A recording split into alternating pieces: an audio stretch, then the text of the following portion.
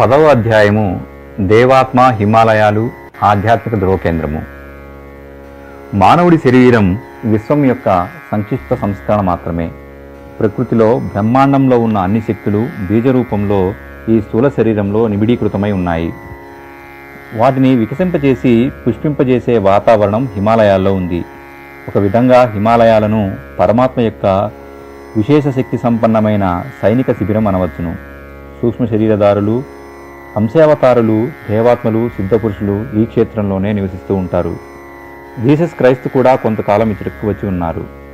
ఇది ఉన్నతమైన ఆధ్యాత్మిక స్థాయికి చేరుకున్న ఆత్మలకు శిక్షణ ఇచ్చే స్థానము.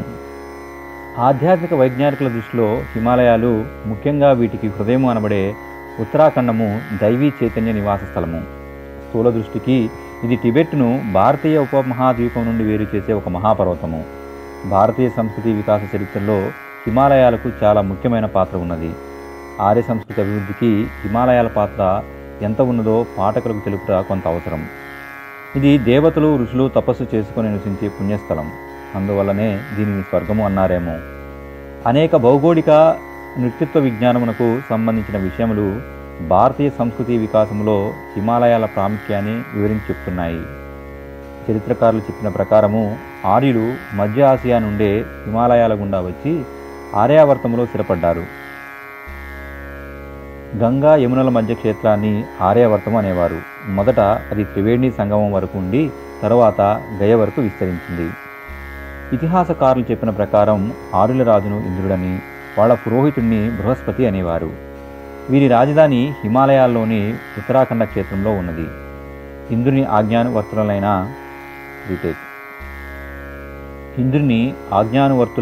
ఇతర దేవతలు హిమాలయాల ఉచ్చ శిఖరాల్లో ఉండేవారు.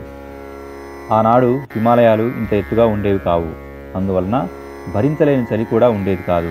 చెట్లు, ఇతర వనస్పతులు ఉండేవి. ఈనాటి గంగోత్రి క్షేత్రంలో ఆనాటి దేవలోకం ఉండేది. ఈ క్షేత్రంలో శాసకులు, పండితులు, వైజ్ఞానిక సముదాయం నివసించేవి. ఇప్పుడు ఉన్నంత చలిగా అప్పటి వాతావరణం ఉండేది కాదు.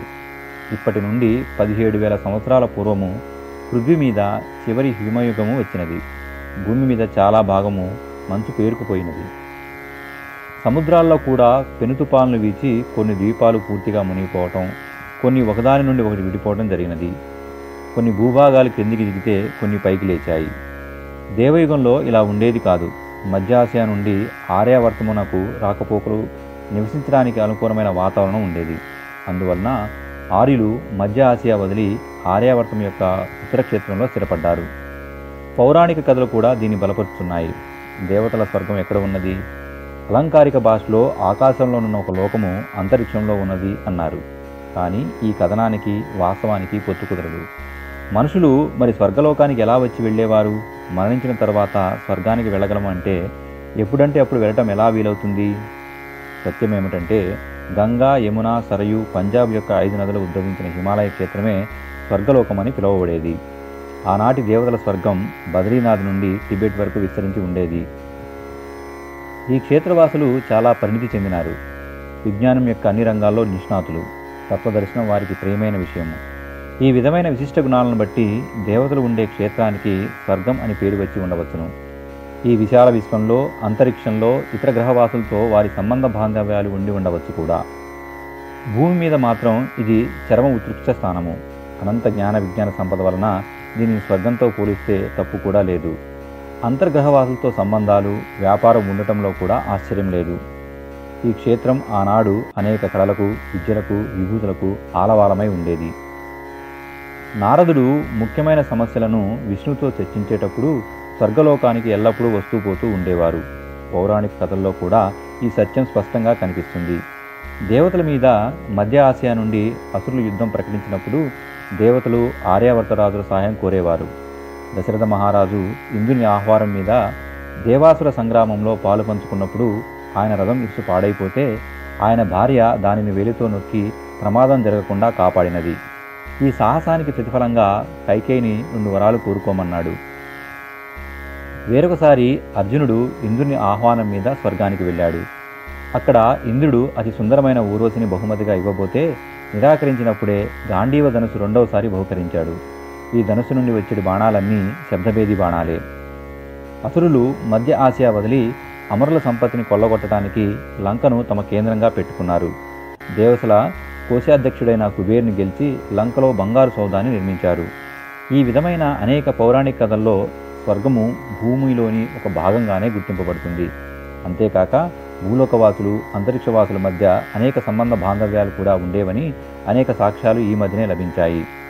హిమాలయాలను తమ కార్యక్షేత్రంగా దేవతలు ఎన్నుకున్నటకు చాలా కారణాలున్నాయి. ఒకటి, చాలా ఎత్తు ప్రదేశం కావటం వలన అసురులు అక్కడికి వచ్చి ఆక్రమణ చేయటం కష్టం. ఈ విధంగా అసురులతో తరచూ యుద్ధం తప్పేది. 2, అక్కడ ఉన్న గుహల్లో ఉష్ణోగ్రత సహజంగా భరించగలిగి సౌఖ్యంగా ఉండటం వలన బాహ్య వాతావరణంతో సంబంధం లేకుండా అనేక వైజ్ఞానిక ఆధ్యాత్మిక పరిశోధనలు ఏకాంతంలో ఏకాగ్రతతో చేయటానికి వీలయ్యేది. 3, అక్కడ చనిపోయే స్థితిలో ఉన్నవారిని బ్రతికించగలిగే మృత సంజీవిని లాంటి వనౌషధులు దొరికేవి. సోమలత ఇక్కడే ఎదిగేది. చవన్యుడు లాంటి వృద్ధిని యుకుడిగా మార్చగలిగే అష్టవర్గ ఇక్కడ లభ్యమవుతుంది. ఎక్కడా దొరకని విలువైన వనమూలికలకు ఇప్పటికీ హిమాలయాల్లో ఖజానా లాంటిది. ఇక్కడ బంగారు గనులు ఉండేవి. ఈ కారణాల వలన హిమాలయ గుహల్లో నివసించే ఋషులు అనేక సిద్ధులను సంపాదించగలిగేవారు. మానవుడి శరీరం విశ్వం యొక్క సంక్షిప్త సంస్కరణ మాత్రమే. ప్రకృతిలో బ్రహ్మాండంలో ఉన్న అన్ని శక్తులు బీజరూపంలో ఈ స్థూల శరీరంలో నిమిడీకృతమై ఉన్నాయి. వాటిని వికసింపజేసి పుష్పింపజేసే వాతావరణము హిమాలయాల్లో ఉంది.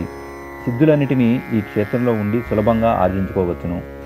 అందువలన దేవతలే కాక దేవమానవులు సిద్ధపురుషుల సముదాయం కూడా ఈ క్షేత్రంలో నివసిస్తూ ఉండేవారు. మన పురాణ ఇతిహాసాలన్నీ ఋషులు తమ సాధనా సంపత్తులన్నీ ఇక్కడ ఉండే పొందారని చెబుతున్నాయి. ఆ లాభం అంతా మానవజాతికి, ముఖ్యంగా ఆర్యావర్త నివాసులకే లభ్యమయ్యేది. అక్కడ ఉన్న సేద్యానికి పనికిరాని క్షేత్రాలను దేవతలు భగీరథుడి సాయంతో వ్యవస్థీకరించి గంగను స్వర్గం నుంచి కిందకి దింపి నీటి ఎద్దడి వలన వెనుకబడిన ప్రదేశమును అతులిత స్వర్గ భాండాభారమైన ఆర్యావర్త క్షేత్రంగా మార్చారు. హిమాలయాల్లోని ఈ స్వర్గ కేంద్రంలో స్థూల శరీరమును సూక్ష్మ శరీరమును వికసింపచేసుకుని ఇష్టానుసారము అతి దీర్ఘకాలము జీవించగలిగేవారు.